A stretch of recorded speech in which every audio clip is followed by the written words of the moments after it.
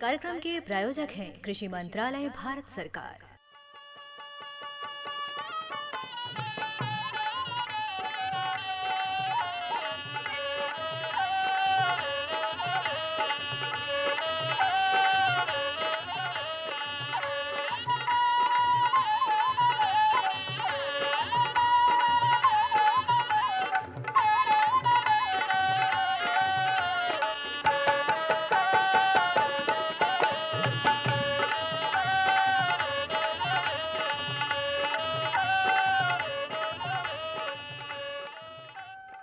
भैया बोला जय जवान जय किसान और जय विज्ञान नंदू भैया, जय अनुसंधान भी जोड़ला। बिल्कुल कहीं न कहीं बतासा बहन देखा अब जोन बा खेती बाड़ी गोरुआरी तर तरकारी तब ओकरे जोन साथ बा साथ अपन बा विविधीकरण। बिल्कुल तब बा किसानवाड़ी। और आज के दौर देखा यही बा कि भैया हो पुरान चीज के लेते हुए नया चीज जोड़ल जाए। बिल्कुल। और कहीं न कहीं बतासा बहन इस समय देखा खेती बाड़ी में जो मौसम बदलत बा ओकरे साथ साथ मौसम के साथ साथ जौन बा अपन फसल के भी जौन बा ओकर चाहे पके के बात करला, चाहे भैया कौनो गदराए के बात करला या बढ़े के बात करला। भैया देखा हर चीज समय से अपन होला, मतलब फसल के चाहे मौसम साग चलत बा वैसे फसल चलत बा। और मौसम के बात कहला नंदू भैया, तो अगर आज के जानल जाए तो देखिए आज मौसम रहला न्यूनतम 17 डिग्री सेल्सियस और अधिकतम जौन बा की 32 डिग्री सेल्सियस। मने धीरे धीरे गर्माहट बढ़ल जाता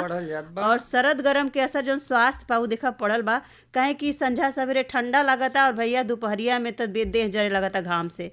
बिल्कुल, तो बिल्कुल सावधानी रखल जरूरी बा। यही में देखा अपन प्रीति बहन भी लपटा गईल हैं। प्रीति बहन, रानी बहन, लक्ष्मी बहन के नाई सर्दियाल बा भैया। होली का रंग इतना लोग खेलल बाबीर गुलाल, यही से कहाला ना कि प्राकृतिक रंग अगर बनावल जाता ऐसा ना परेशानी झेले के पड़ल। बिल्कुल। तो देखा कहीं न कहीं जौन बा हम यही कहब कि देखा इसमें खेती बाड़ी में भी काम बढ़ गईल बा। सरसों की कटाई चल भैया मार्च का महीना बा त चना मटर मसूर सब पके के तैयारी पर बा। कहीं कहीं तो अपन मसूर के कटाई भी हो रहल बा। और एक साथ साथ भैया जायद के जौन सब्जी बा ओकर देखा तैयारी चल रहल बा। जैसे अपन लौकी है, खीरा, भिंडी, ककड़ी के रोपाई के साथ साथ पशुओं का चारा के बोवाई भी इस समय देखा प्रमुख काम बा।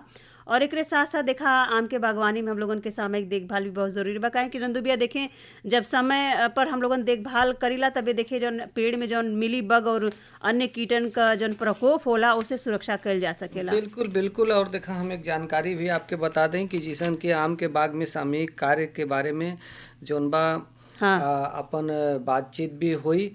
और कहीं न कहीं जिसन की आप मिली बग के बात कैलें या और कोनो चीज की बात कैलें तो हमें कौन सा ऐसा जुगत लगावल जाए जब उनकी उसे बच सके। कहीं न कहीं एक बात और हम कहब कि इस समय आज देखा अपन हेलो किसानवाड़ी फोन इन कार्यक्रम के भी जौन बा आज समय बा और आज सीधा अपन किसान भैया लोगन के बात जौन बा होई भैया देखा हर शनिचर के हेलो किसानवाड़ी होला मने फोन इन कार्यक्रम।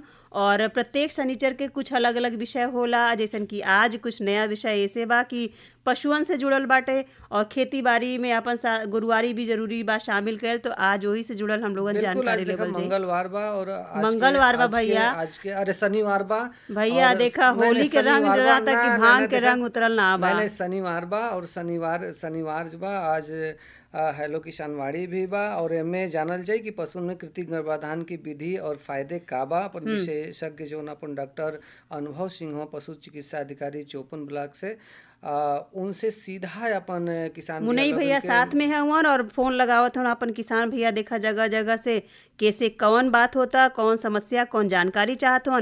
अब तो फोन इन कार्यक्रम जब शुरुआत हुई तो जानल जाए कि केकर कहाँ से फोन आवत बा, का बात होता। तो हम तक अब कि बिना कोनो देर के लिए आवा पहले सुनल जाए, लेकिन कुछ संदेश बा ओके भी सुन लिहल जाए।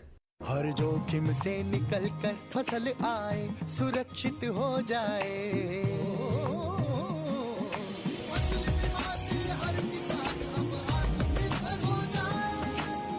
संकट के समय प्रधानमंत्री फसल बीमा योजना किसानों के लिए वरदान है। अब सूखा पड़े या बाढ़ आ जाए कोई डर नहीं। अब ओले पड़े या कीट पतंगे फसल खा जाए कोई फिक्र नहीं, क्योंकि हमने लिया है प्रधानमंत्री फसल बीमा। बुआई से फसल कटाई तक हर जोखिम का दावा, न्यूनतम प्रीमियम पर अधिकतम भुगतान का वादा। योजना से हर साल जुड़ रहे हैं 5 करोड़ से ज्यादा किसान। अब आपकी है बारी। नजदीकी कृषि कार्यालय, सहकारी समिति, बैंक शाखा, अधिकृत बीमा कंपनी या जन सेवा केंद्र में स्वेच्छा से करा सकते हैं पंजीकरण। फसल बीमा पोर्टल या फसल बीमा ऐप द्वारा भी कराया जा सकता है पंजीकरण। प्रधानमंत्री फसल बीमा योजना, आपकी फसलों का संपूर्ण सुरक्षा कवच। कृषि एवं किसान कल्याण मंत्रालय, भारत सरकार। अरे अरे अरे क्या कर रहा है? इधर इधर इधर, हम बोल रहे हैं तेरे बीजू का। तो चला बोल रहा है। पक्षियों से तो हम खेत को बचा लेते हैं, पर इन घातक रसायनों से कैसे बचाएं? मतलब? देख बेटा, तू जो ये अंधाधुंध रसायन मिलाता है ना, मिट्टी की सेहत बिगड़ने लगी है। और जब माटी ही कमजोर पड़ जाएगी तो उपज कैसे सेहतमंद होगी? अरे पहले ऐसा नहीं था। पूछना अपने बड़े बुजुर्गों से, कैसे फसल लहलहाती थी, शुद्धता झलकती थी। हाँ, माटी भी तंदुरुस्त और लोग भी। अब पहली वाली बात कहाँ? पर हम तो सब यही डाले हैं। सब नहीं, आज भी लाखों जागरूक किसान परंपरागत विधि से फसल उगा रहे हैं। खर्चा कम और उपज की कीमत भी बेहतर पा रहे हैं। सच है? रे बेटे, एक्सपीरियंस से बता रहे हैं, धूप में बाल सफेद नहीं किए हैं। हाँ। ठीक है भाई, मैं भी आज से जैविक खेती शुरू करूंगा। माटी से प्रेम की परंपरा है, परंपरागत खेती। किसान भाई लोग देखें, हम लोगन खेती बाड़ी करीला और खेती बाड़ी के साथे साथे पशुपालन भी करीला। चूँकि पशुपालन कृषि का सह व्यवसाय है और आजकल हम लोगन बात करीला कृषि समन्वित प्रणाली का। समन्वित प्रणाली में सब कुछ आवला, कुक्कुट पालन, बकरी पालन, मुर्गा पालन, भेड़ पालन, मत्स्य पालन, यानी सब कुछ मिलाए का अगर खेती बाड़ी हम लोग करब तो खेती बाड़ी का अच्छा सहयोग मिली। आज देखें शनिवार का दिन है और आज के दिन हम लोगन अपने किसान भाई लोगन बदे लेकर आइला अपने किसानवाड़ी कार्यक्रम में हेलो किसान। और आज हमरे साथे स्टूडियो में हवा पशु चिकित्सा अधिकारी चौपन डॉक्टर अनुभव सिंह साहब। और आज आपसे ही हम लोगन जानब कि कृत्रिम गर्भाधान का है और वर्गीकृत कृत्रिम गर्भाधान का है, एकरे बारे में आज डॉक्टर साहब से जानकारी लेवल जाई हम लोगन हेलो किसानवाड़ी के माध्यम से। डॉक्टर साहब नमस्कार। नमस्कार डॉक्टर साहब, आपका अपने हेलो किसानवाड़ी कार्यक्रम में बहुत बहुत स्वागत बा। सबसे पहले जौन अपन पशुपालक भाई लोग बा उनके बतावें कि कृत्रिम गर्भाधान का है। नमस्कार किसान भाइयों बहनों, देखिए अगर आसान भाषा में तो कहें तो बिना साढ़ के संपर्क किए जी साढ़ का वीर्य मशीन के माध्यम से गाय या भैंस में डाला जाता है, उसे ही हम कृत्रिम गर्भाधान कहते हैं। यह एक बिल्कुल ही वैज्ञानिक और सुरक्षित तरीका है। बिल्कुल एकर जरूरत डॉक्टर साहब अपने किसान भाई लोगन बदे काहे पड़ल है, पशुपालक भैया लोगन बदे? देखिए बहुत अच्छा सवाल पूछा आपने। सबसे पहले तो जानिए कि पशु को गर्भाधान करने के लिए आपको साढ़ की आवश्यकता पड़ती है। जी जी। अब अच्छी नस्ल के साढ़ तो हर जगह मिल नहीं सकते, न मिलते हैं, इसीलिए हमें इसकी आवश्यकता है। अगर हमारे पास अच्छी नस्ल के साढ़ का वीर्य है जी जी, तो हम उसको प्रत्येक गाय या भैंस तक पहुंचा सकते हैं। इससे ज़्यादा दूध देने वाली संतान मिलेंगी, नस्ल सुधार होगा, यौन संचारित रोगों पर नियंत्रण होगा और खर्च भी कम होगा। इसमें एक चीज़ मैं और बताना चाहूँगा। मान लीजिए कि अगर आप साढ़ से एक जो साढ़ आपका है वो अपनी पूरे जीवन काल में अगर नेचुरल मीटिंग मतलब अगर नॉर्मल तरीके से मीटिंग कराया जाए तो अधिकतम वो 400 से 500 बच्चे ही पैदा कर सकता है। जी जी। लेकिन अगर हम उसी साढ़ का वीर्य इस्तेमाल करें, किसी अच्छे नस्ल का साढ़ का वीर्य इस्तेमाल करके कृत्रिम गर्भाधान करते हैं तो वो 2 लाख से अधिक बच्चे पैदा हो सकते हैं उसको पूरे जीवन काल में। अच्छा, तो कितनी अच्छी तकनीक है। बिल्कुल बिल्कुल डॉक्टर साहब। अच्छा ये बतावें कि ये कृत्रिम गर्भाधान करावे का सही समय का होला? देखिए सबसे पहले तो आप ये जानें कि जो पशु गर्मी में हर 20 से 22 दिन, एवरेज 21 दिन का मानते हैं, हर 20 से 22 दिन में गर्मी में आता है। जी जी। लेकिन आवश्यक ये है कि पहले हम उसको पहचानें कि वो गर्मी में है कि नहीं। जैसे गर्मी में आने के जो मुख्य लक्षण हैं, जैसे पशु सामान्य से ज़्यादा आवाज़ करने लगे, जी जी, बेचैन दिखे, बार बार पुकारे, दूसरे पशुओं पर चढ़ने का प्रयास करे, उसका दूध कम हो जाना, पेशाब वाले रास्ते से पारदर्शी पानी जैसा स्राव आना। जी। अगर ये सारे लक्षण आपको दिख रहे हैं तो ही उसको बोलते हैं पशु वो गर्मी में है जी। उसके बाद देखा जाए कि जब आपको पशु आपका गर्मी में होता है तो 12 से 18 घंटे बाद उसको एआई कराना चाहिए। एआई मतलब कृत्रिम गर्भाधान। अगर यही आपका भैंस है 12 से 18 घंटे ना होकर 18 से 24 घंटे बाद, यानी सरल भाषा में कहें अगर आपके पास गाय है और वो अगर आपको सुबह उसकी गर्मी में दिखाई दे, यानी गर्म आपको सुबह दिखाई दे, तो उसको शाम को 20 चढ़वाएं, और शाम को अगर गर्म दिखाई दे तो अगले दिन सुबह 20 चढ़वाएं। जी। अच्छा डॉक्टर साहब, अगर अपन पशुपालक भाई लोग कृत्रिम गर्भाधान करवावत हुआ तो इससे का फायदा हो सकला? देखिए इसके बहुत सारे फायदे हैं। डॉक्टर साहब एक फोन आवता। हेलो। हाँ भैया, अपन नाम बताओ, कहाँ से बोलत हुआ? जी हम सोनभद्र के केवाल गांव से, दुद्धी के केवाल गांव। जी जी। सुशील यादव बोल रहे हैं। सुशील भैया, आपका अपने हेलो किसानवाड़ी कार्यक्रम में बहुत बहुत स्वागत बा। आज चौपन का पशु चिकित्सा अधिकारी डॉक्टर अनुभव सिंह साहब हम लोगन के बीच में हुआ। डॉक्टर साहब से अपन प्रश्न करें। ये जानना चाहते हैं कि जो ये कृत्रिम गर्भाधान है इसके क्या फायदे हैं? अच्छा, देखिए सबसे पहले तो इसका मेन फायदा है कि इसमें नस्ल सुधार होता है। जैसे क्योंकि जो हम कृत्रिम गर्भाधान करते हैं वो हम जिस साँड़ का यूज़ कर रहे हैं, सीमन या वीर्य, वो बहुत ही अच्छी क्वालिटी का होता है।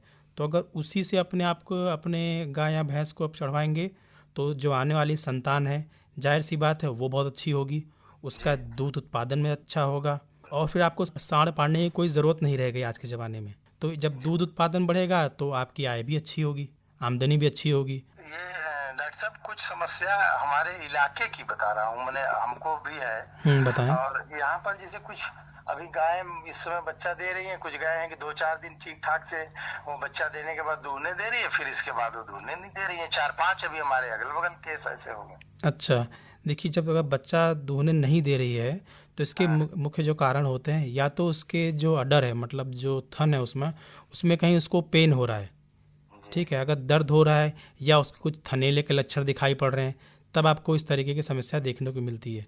इस तरह का तो कोई दिक्कत नहीं है, छूने में भी कोई दिक्कत नहीं है, उसको छूने दे रही है तो फिर दूध दूहने नहीं दे रही है बस। जी जी जी।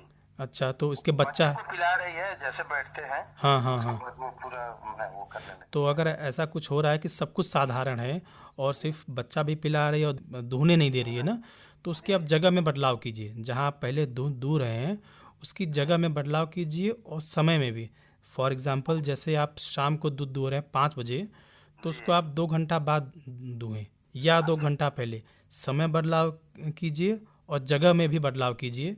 तो ये देखा जाता है कि इस तरीके से कुछ आप वो चीज़ें करके मतलब इसको आप हम लोग ठीक कर सकते हैं, क्योंकि कोई बीमारी तो है नहीं। बीमारी तो हाँ हाँ, इसीलिए कह रहे हैं ना कि कुछ वातावरण कुछ चीज़ें होती हैं, उस समय उसको नहीं समझ सूट कर रहा होगा, तब उसको बदलाव करेंगे तो आपका असर दिखने को मिलेगा।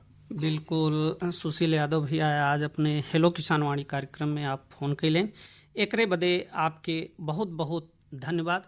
डॉक्टर साहब, जौन कृत्रिम गर्भाधान बा, ऐसे कोनो नुकसान भी पहुंच सकला पशुओं के? देखिए इससे कोई नुकसान देखने को नहीं मिलता है, लेकिन जो अगर स्वच्छता नहीं रखी गई तो इसमें एक होता है कि संक्रमण का खतरा रहता है। अब जैसे को मैं समझाता हूँ कैसे। नॉर्मली क्या होता है, जो एआई गन होती है जिससे हम एआई करते हैं, वो डायरेक्ट बच्चेदानी के आसपास उसको पीछे सर्विक्स के आगे छोड़ते हैं। अब मान लीजिए जिस रास्ते से डाल रहे हैं, यानी कि जो पीछे का उसका वल्वा है या वजाइना बोलिए, अगर वहाँ पे गोबर लगा हुआ है तो जो हम गन डालेंगे उसमें भी गोबर लग के अंदर जाएगा, और वो गोबर आपके यूट्रस में चला जाएगा, बच्चेदानी में जाएगा, तो जाहिर सी बात है संक्रमण होगा। इसका बचाव करने के लिए क्या करें कि जब भी आपके यहाँ कोई एआई करने आए, सीमन चढ़ाने आए, तो उसको हमेशा बोलिए, या फिर आप खुद ही वो जो पीछे का रास्ता है जहाँ से गन डालते हैं उसको अच्छे से धो के पोंछ के सुखा लीजिए। जी, तो आप इस तरह के फिर कोई परेशानी आपको देखने को नहीं मिलेगी।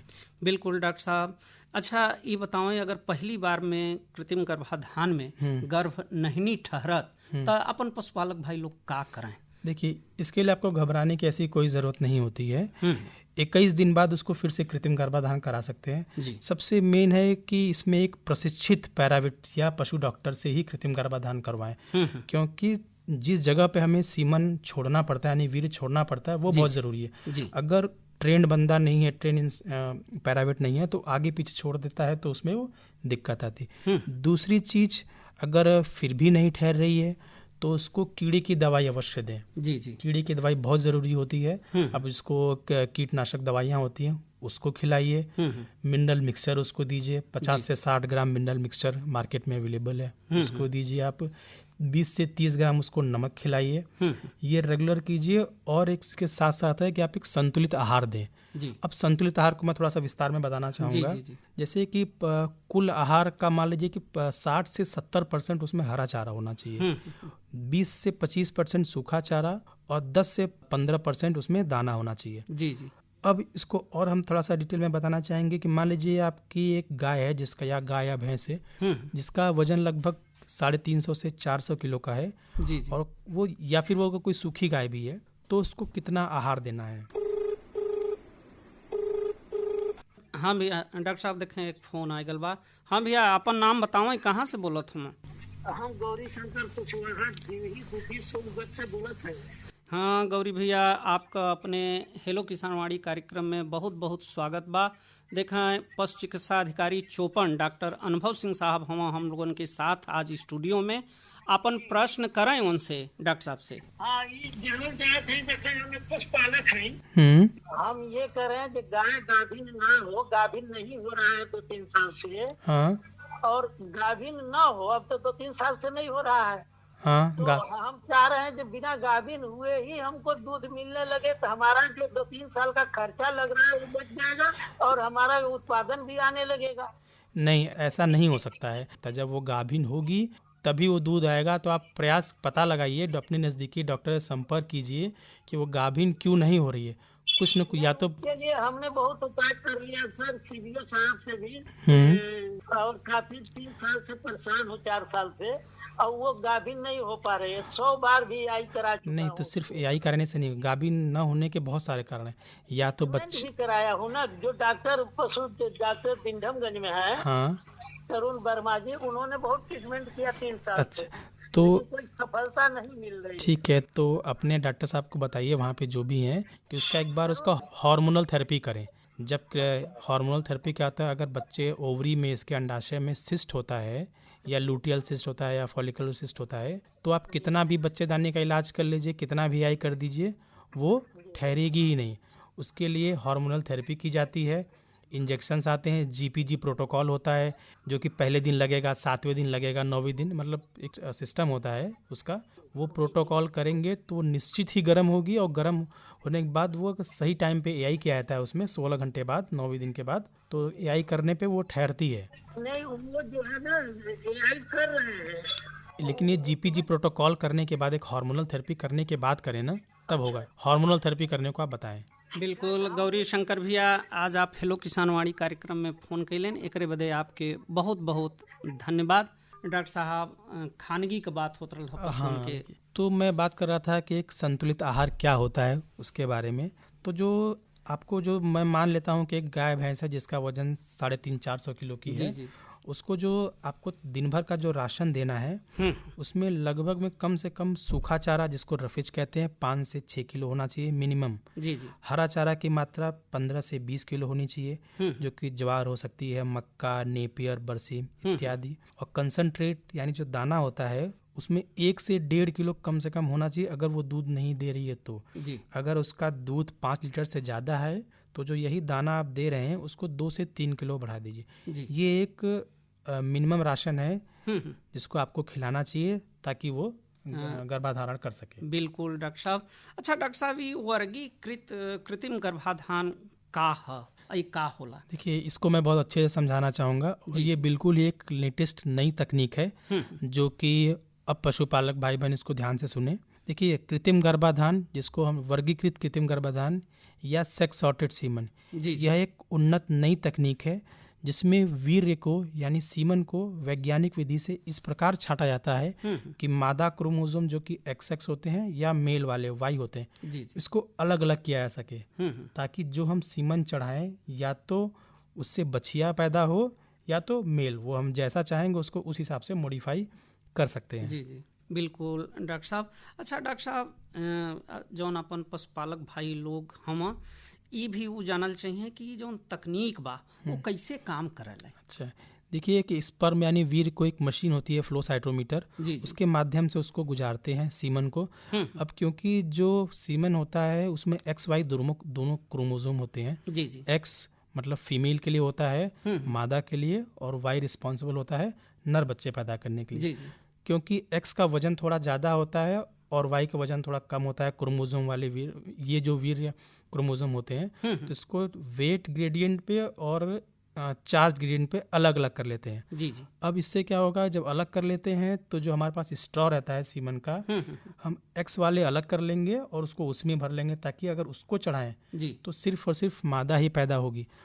ये इसकी तकनीक फ्लो साइटोमीटर टेक्निक बोलते हैं इसको। बिल्कुल डॉक्टर साहब। अच्छा, कितना प्रतिशत ये संभावना रहल है कि बचिए ही हुई?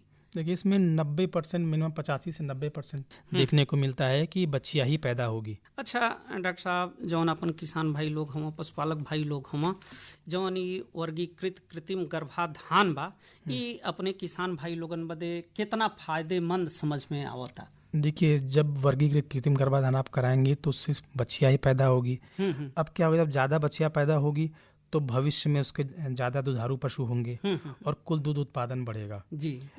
आजकल देखने को है कि नर बछड़ों की उपयोगिता बहुत ही सीमित रह गई है। इस तकनीक के माध्यम से जो अनचाहे नर बच्चे पैदा हो रहे हैं उसकी संख्या धीरे धीरे घटती चली जाएगी। इसी के साथ साथ जो हमारे रोड पे, जैसे हमारे पशुपालक भाई बहन है जो कि नर है तो उसको रोड पे छोड़ देते हैं, जिससे काफ़ी एक्सीडेंट होता है, जिसको निराश्रित पशु कहते हैं। तो क्योंकि जब आप ये सीमन चढ़ाएंगे तो बच्चियाई होगी तो निराश्रित पशुओं की संख्या में भी काफ़ी कमी आएगी, नस्ल सुधार होगा इससे। और जो किसान डेयरी का व्यवसाय की तरह चला रहे हैं डेयरी को, उनके लिए एक झुंड तैयार हो जाएगा मादा पशुओं का, तो दूध उत्पादन बढ़ेगा। जब दूध उत्पादन बढ़ेगा तो उनकी आय बढ़ेगी। बिल्कुल डॉक्टर साहब, आज आप अपने हेलो किसानवाड़ी कार्यक्रम में आल हम तो चलत चलावत अंत में जौन अपन पशुपालक भाई लोग हम, उनसे का कहल चाहिए, उनके का संदेश देवल चाहिए? लेकिन मैं ये कहना चाहूँगा सभी अपने प्यारे पशुपालकों से कि सबसे पहले पशु की जब गर्म है उसकी पहचान ठीक से करें। जी जी। कि पशु गर्म है कि नहीं, ये पहचान करना सीख लीजिए। समय पर कृत्रिम गर्भाधान कराएं। सबसे बड़ी कमी यहाँ पे होती है कि समय पे कृत्रिम गर्भाधान नहीं हो पाता, जिसकी वजह से वो नहीं ठहरती है। रिपीट ब्रीडर इसीलिए बनते हैं जी। जो मैंने आपको जैसा शुरुआत में ही बताया था कि अगर गाय है तो गर्म होने से 12 से 18 घंटे बाद उसको एआई करवाएं जी जी। और अगर भैंस है तो 18 से 24 घंटे, इसी के बीच में आपको कराना है, न इसके पहले न इसके बाद जी। दूसरा, उसको नियमित रूप से प्रत्येक 3 महीने में उसको कीड़ी की दवाई, कृमिनाशक दवा दें, रेगुलर संतुलित आहार खिलाएं, और अगर दूध वाली गाय है तो कैल्शियम और मिनरल मिक्सचर उसको जरूर दें। नियमित टीकाकरण कराएं। हम अक्सर ये देखने को मिलता है कि हमारे विभाग से लोग जाते हैं आपके घर, आप लोग टीका नहीं लगवाते हैं। क्या बोलते हैं कि टीका लगाएंगे तो उसका दूध कम हो जाएगा जी जी। लेकिन इस बात को आप जान लीजिए, दूध कम होता है वो क्षणिक होता है, 1-2 दिन के लिए, लेकिन जो टीका लगाने से लाभ मिलता है वो आपको सालों साल देखने को मिलता है। बिल्कुल डॉक्टर साहब, आज आप अपने हेलो किसानवाड़ी कार्यक्रम में आईना और अपने पशुपालक भाई लोगन के इतना बढ़िया जानकारी दिलेन। ये जानकारी से अपन पशुपालक भाई लोग जरूर लाभ उठाई हैं। एकरे बदे आपके बहुत बहुत धन्यवाद। धन्यवाद। तो नंदू भैया इतना बढ़िया जानकारी सुनल गए फोन इन कार्यक्रम के माध्यम से हेलो किसानवाड़ी में। तो अपने डॉक्टर अनुभव सिंह जी जो उनकी पशु चिकित्सा अधिकारी हम चौपन ब्लॉक के, तो बहुत बहुत धन्यवाद देवल जाओ।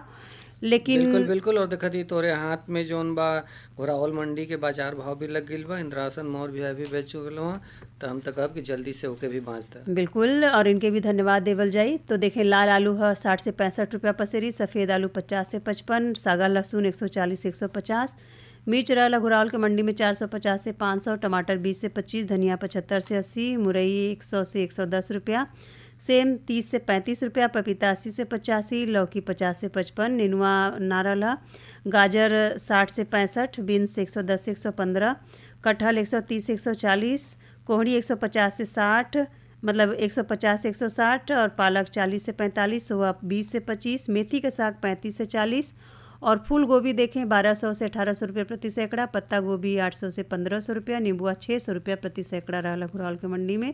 तो अपने इंद्रासन भैया के भी साथे साथ धन्यवाद बा। लेकिन अपन सत्य प्रकाश पाठक भैया के गावल एगो मनफेर विकास गीत के साथ बिल्कुल बिल्कुल मनफेर भी सुनल जाई। लेकिन उससे पहले एक और हम जानकारी आपके देहल चाह काव्या कि देखें हर रोज जैसे हर रविवार के अपन हेलो किसानवाड़ी जोन बा रिकॉर्डिंग होला, तो आम के बागों में सामूहिक कार्य पर अपन कल रिकॉर्डिंग हुई। अच्छा कि कैसे करल जाए आम के बाग में सामूहिक कार्य, एकर जानकारी दी हैं अपन संतोष कुशवाहा जी जोन एडीओ एजी राजगढ़ के हुआ। तो जौन भी अपन किसान भैया लोगन हुआ अपन हेलो किसानवाड़ी से जुड़ के संपर्क करके आम के बाग में जोन भी उनकर समस्या हुई वो अपन कल बात कर ली है। समय रही 4 से 5 के बीच में। बिल्कुल। तो अब धन्यवाद देवल जाओ और सत्य प्रकाश पाठक भैया के एगो विकास गीत सुनल जाओ।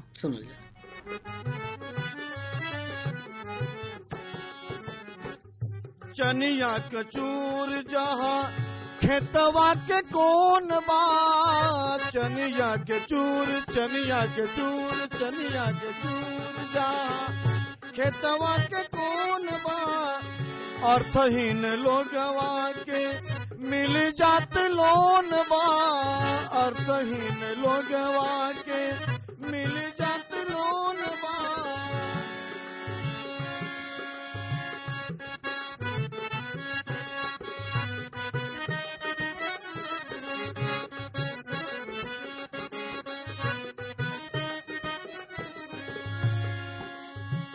खाद बीज खेत में हो,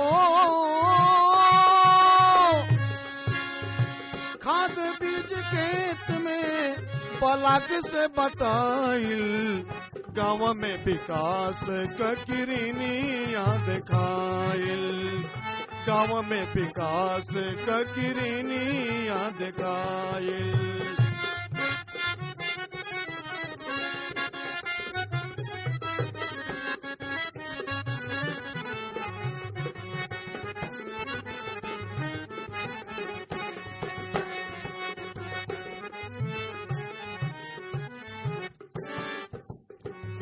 तोरी के पतलवा निकाले बंद पानी, तोरी के पतलवा निकाले बंद पानी, इंजन मिलत बाटे बिना परेशानी, इंजन मिलत बाटे बिना परेशानी, पोखरी के पनिया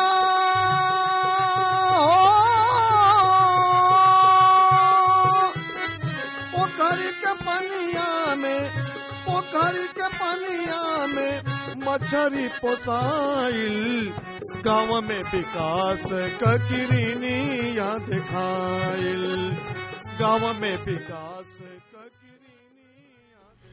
गांव में विकास के किरनिया दिखाई। सत्य प्रकाश पाठक भी रहला है, इहो गीत गौनई के माध्यम से बहुत कुछ कह गई है। बिल्कुल। और चलत चलावत देखें अब एक के बात कहल जाई कि भैया हो देखा कचरा से कंचन बनावे के जौन बार बार अपन बैठकी में बात होला वो भैया अपन बिल्कुल एकदम मनोरथ चलत रहे। काहे से कि देखें बहुत सारा ऐसा चीज रहले बहुत किसान भैया लोग हुआ कि चाहे गोबर के बात करला, चाहे और कौनो फल सब्जी या कौनो भी चीज के भैया हो कचरा रहला, देखे समय जौन समझ के या पेड़ का पतई बा झर रहल बा पूरा बा और जौन बाकी गेहूं के ठूट रहेला, समय समय पे जब इकट्ठा होला तो लोग एगो सरल तरीका अपनावले क्योंकि फूंक देवेले। इहे नहीं करे के बा।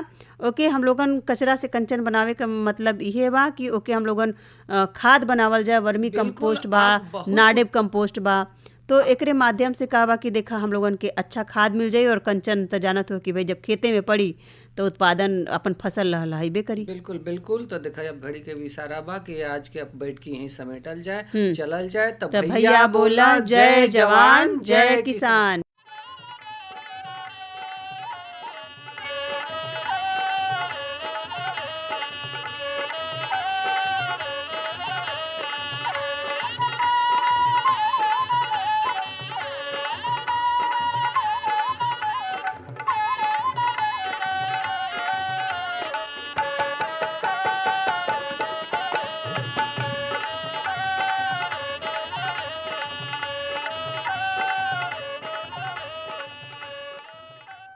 इस कार्यक्रम के प्रायोजक थे कृषि मंत्रालय भारत सरकार।